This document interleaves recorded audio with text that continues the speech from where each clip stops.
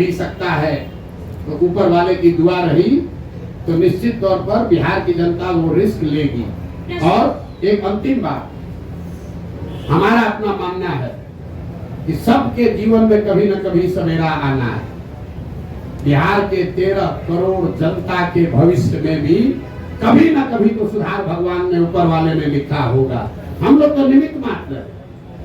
हम तो पहले भी ये हमको समझ थी, हमने पहले प्रयास क्यों नहीं किया? प्रयास हम तब शुरू किए हैं जब ऊपर वाले की मर्जी हुई है। हम 1% है, ऊपर वाला 99% है। मेरा ये विश्वास है कि 13 करोड़ बिहार के लोगों का जीवन भी कभी सुधरना भगवान ने तय किया होगा, और शायद जन सुराज वो निमित्त है, वो रास्ता है जिसके जरिए वो सुधार हो पाएगा। मेरे दो छोटे उनके भी 2 छोटे हैं, आपके भी 2 छोटे हैं।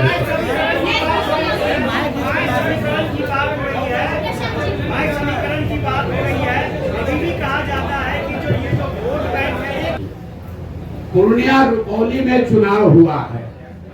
सबसे ताजा प्रमाण, जनता का प्रमाण ही सबसे बड़ा प्रमाण है। रुपौली में चुनाव हुआ, माई समीकरण की बात करने वाले आरजेडी वालों ने बीमा भारती जी को वहां उम्मीदवार बनाया। रुपौली की स्थिति से जो लोग जानकारी रखते हैं, बीमा भारती जी के अपने जाति के 35-40 हजार लोग उस विधानसभा में रहते हैं। 15,000 MY में वाई समाज के लोग, यादव समाज के लोग रहते हैं, और 45,000 वहां मुसलमान रहते हैं। तीनों मिलाइएगा तो 1 लाख हुआ। और माई समीकरण के जमींदारी का दावा करने वाले लोग, ठेकेदारी करने वाले लोग के कैंडिडेट को 30,000 वोट आया। दूसरा देखिए, एनडीए का अति पिछड़ा तो नीतीश जी के साथ है, तो भैया रुपौली में 1,10,000 अति पिछड़ा है, उनको कितना वोट आया? 50,000। और जीता कौन? उस व्यक्ति, वो आदमी जीता है, हमारा आदमी नहीं जीता है। जनसुराज की बात छोड़ दीजिए, वो आदमी जीता है जिसके जाति का 5-6 हजार आदमी वहां रहता है। और आप लोग कह रहे हैं कि बिहार में माई समीकरण है, सब जाते हैं, पब्लिक सब पागल है। अरे भाई आप ये समझिए, अगर यहाँ सोना और पीतल रख दिया जाए तो आप किसी जाति के, हम सोना उठाइएगा कि पीतल उठाइएगा? फर्क बस इतना है कि कोई सोना दिखना चाहिए, आचार से, विचार से, व्यवहार से, कर्म से। अगर आप सोना दिखेंगे तो समाज का कोई भी ऐसा वर्ग नहीं है, कौन नहीं चाहता है कि उसका बच्चा अच्छा पढ़े? कौन नहीं चाहता है कि उसके बच्चे के शरीर पर कपड़ा हो? कौन नहीं चाहता है कि उसके बच्चे को पलायन नहीं करना पड़े? हाँ, अब ये जिम्मेवारी हम पर है, जनसुराज पर है कि हम वो तप तपाकर सोना दिखे, वो विश्वास अर्जित करें। और मैंने कहा है कि अगर 3 वर्ष में विश्वास अर्जित नहीं कर पाए तो 5 वर्ष चाहे और चलना पड़े, 10 वर्ष प्रयास करना पड़े, हम पीछे नहीं हटने वाले। जब तक समाज को ये विश्वास न दिला दे, तब तक ये प्रयास रुकेगा नहीं। बिहार को सुधारे बगैर मानने वाले नहीं है, चाहे 2 वर्ष लगे कि 10 वर्ष लगे।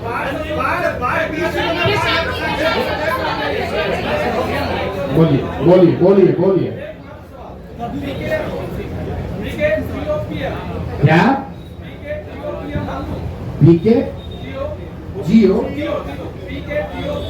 डीओ क्या होता है? मेरे भाई, बिहार कहाँ से कहाँ सवाल आप करते हैं?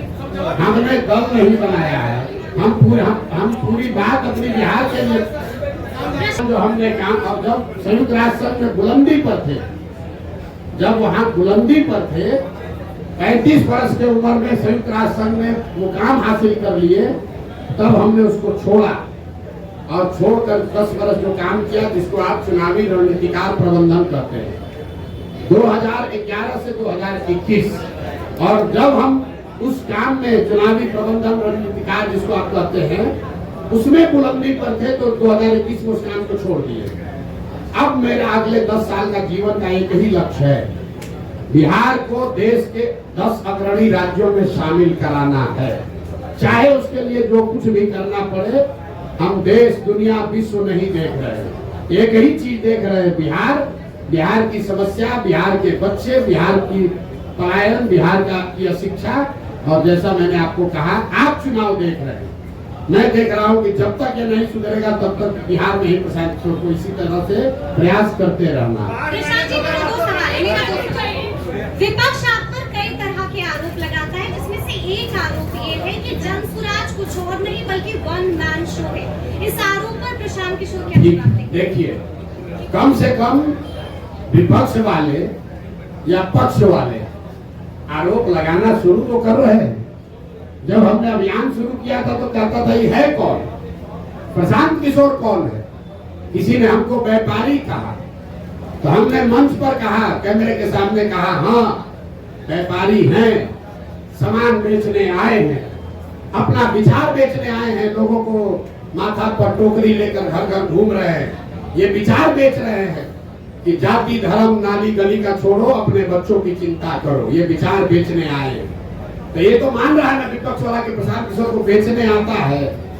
तो हम ये विचार घर घर बेच कर आए हैं कि एक बार जीवन में नेताओं की बच्चों की चिंता छोड़ दो, अपने बच्चों की चिंता करो, ये विचार बेचने आए। तो आज अभी पहली बार, आप लोग ध्यान नहीं दे रहे, पहली बार देश में ऐसा हो रहा है कि जो सत्ता में है और जो विपक्ष में है, दोनों के राजनीतिक कार्यकर्ता छोड़कर वहां जा रहे हैं जो अभी दल ही नहीं है। आप इसको जरा आकलन करके देख लीजिए। राजनीतिक कार्यकर्ता तो वहां जाता है जहां सत्ता है या सत्ता आने की संभावना है। जनसुराज अभी दल नहीं है और आरजेडी वाले चिट्ठी निकाल रहे हैं कि भैया लालू जी के समाजवाद का हवाला है, जो दल मत छोड़ो रे भाई, अरे यहीं पर बने रहो। भाजपा वाला, कल हमको एक भाजपा का नेता आया, कहा भैया भाजपा का कार्यालय है, बैठे हम लोग हैं, लेकिन चर्चा खाली जनसुराजे का हो रहा है। ये हमारी ताकत नहीं है, ये बिहार के लोगों की 30 बरस की छटपटाहट है। 30 बरस से भाजपा का डर दिखाकर लालू और लालू का डर दिखाकर भाजपा ने जो वोट लिया है, ये उनकी छटपटाहट है। क्या बिहार के लोगों को कोई रास्ता मिल जाएगा तो मुफ्तखोरी जो है वो छूट जाएगी, राजनीतिक बंधुआ मजदूर कोई नहीं बचेगा। यही अभियान है और इसीलिए छटपटाहट और घबराहट है। प्रशांत जी, एक बड़ा खतरा बनकर उभरे हैं। छोटा सवाल प्रशांत जी, आप एक बड़ा खतरा बनकर उभरे हैं, तो कईयों ने आपको भी संपर्क करने की कोशिश की होगी, तो प्रशांत किशोर के रोज भाई देखिए, कितनों का कॉल आया, किसका कॉल आया? ऐसा है, प्रशांत किशोर को बिहार में प्रयास करने की जरूरत नहीं है हमको उस लोगों को संपर्क करने के लिए।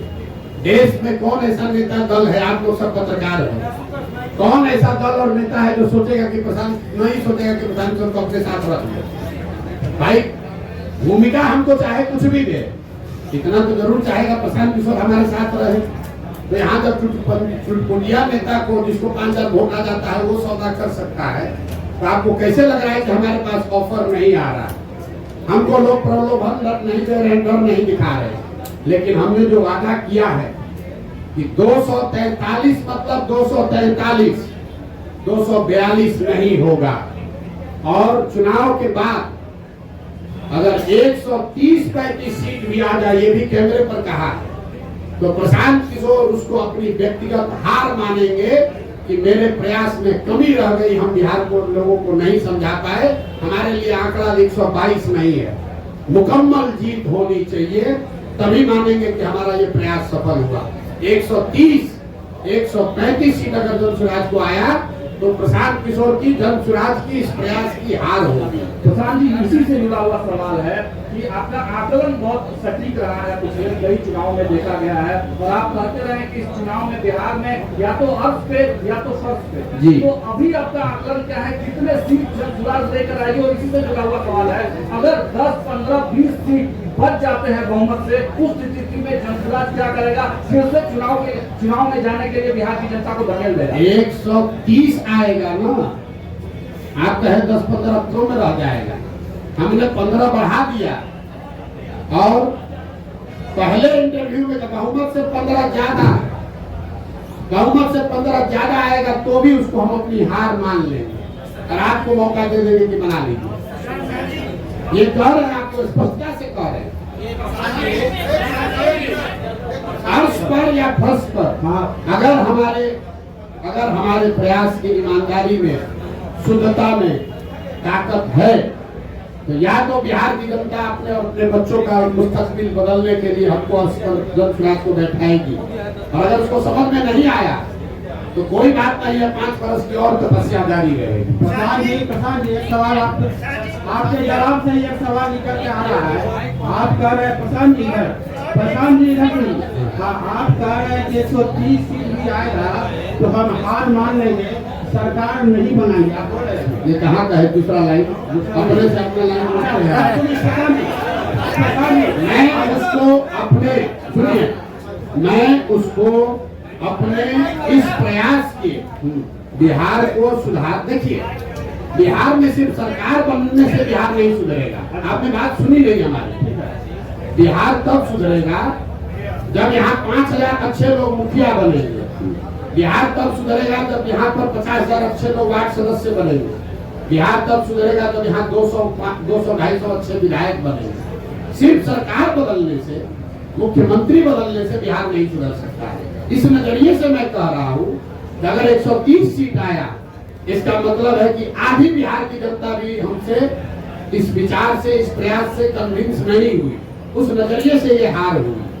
तो हमको और प्रयास, कम से कम 2/3 बिहार की जनता को इस प्रयास की शुद्धता और ईमानदारी पर भरोसा जब तक न हो, तब तक प्रशांत किशोर का ये प्रयास जारी रहेगा, तभी सुधार होगा। सिर्फ सरकार बनाने से सुधार नहीं होगा।